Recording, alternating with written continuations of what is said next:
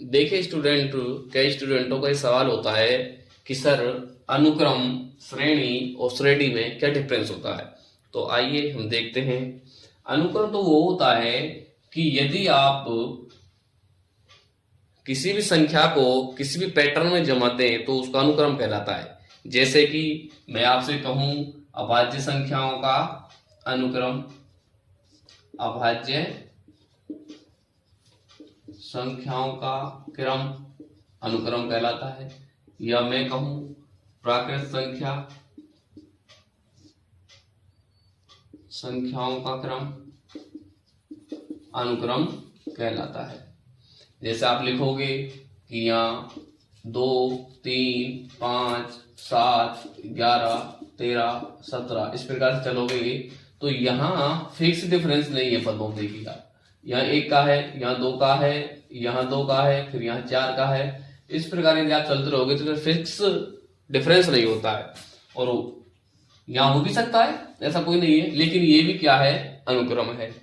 और यहाँ जो श्रेणी होती है, ये श्रेणी क्या होती है, श्रेणी होती है जब हम अनुक्रम के पदों के बीच में प्लस या माइनस का चिन्ह लगा देते हैं तो हमारी श्रेणी बन जाती है। जैसे हम इनको लिखें तो 2 + 3 + 5 + 7 + 11 इस प्रकार से लिखते जाएं तो क्या कहलाती है, श्रेणी।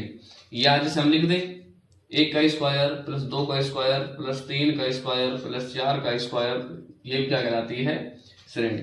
लेकिन तीसरी बात, श्रेणी क्या होती है, श्रेणी वो होती है जिसके लगातार पदों के बीच में डिफरेंस हमेशा और हमेशा समान रहता है। जैसे मैं आपको लिखूं सम संख्या